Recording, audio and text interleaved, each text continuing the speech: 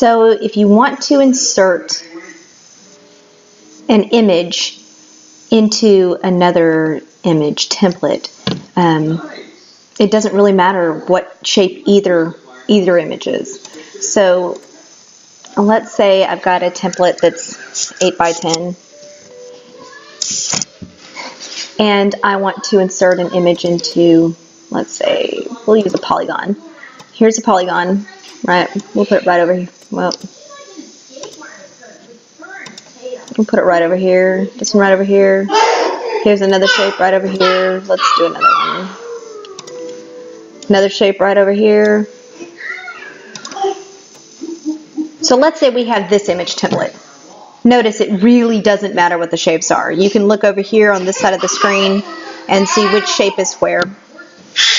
Then what we're going to want to do, and when you have a template, if you already have a pre-made template that has image slots in it, you're going to have it over here on the side. It'll show you where each image is. So what we're going to want to do is insert some pictures into that. So let's say we were doing this one.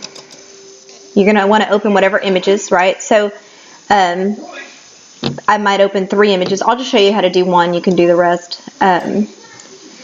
Drag that on over to this piece right here. Now notice layer 1, right? It shows that it's below shape 2. So shape 2 is on top, so that's how the images layer. That's not what we want to do. So let's say we want to insert this into this shape right here.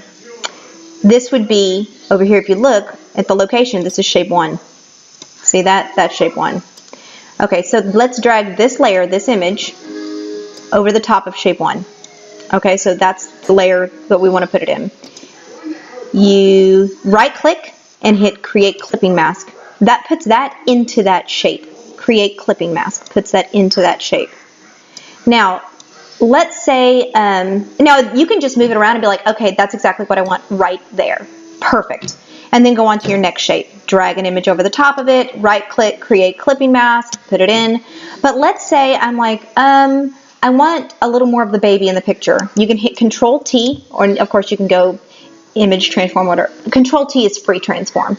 So Control T, and then I'm going to click this little link to maintain the aspect ratio. In other words, it won't make it tall and skinny or short and fat. It'll keep it the same aspect ratio.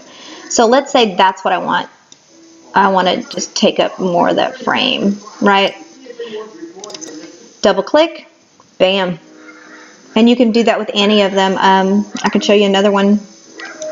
Let's say we pull this one up. And let's say I want to put this picture. I'm going to pull it down here, drag it over so it's layered on top of this. I want to put that into this shape right here, shape 3. So I'm going to drag that layer above shape 3, right click, create clipping mask. Now it's in it. I'm going to hit Control T. I'm going to lock my aspect ratio. And I'm going to drag it until I get it exactly what I want it to be. Let's say I want to just get it real tight and close, just the 2 of their faces. There we go. Double click to lock it in. Now, if you forget to hit lock the aspect ratio and you're moving it around and you're like, oh no, now it's all warped, you can always go back up and click that lock aspect ratio and it'll straighten it back out for you. I just like doing it ahead of time so the image looks like exactly what I want it to look like. When you're done with everything, of course, save it as a JPEG and you're good to go. It is that simple.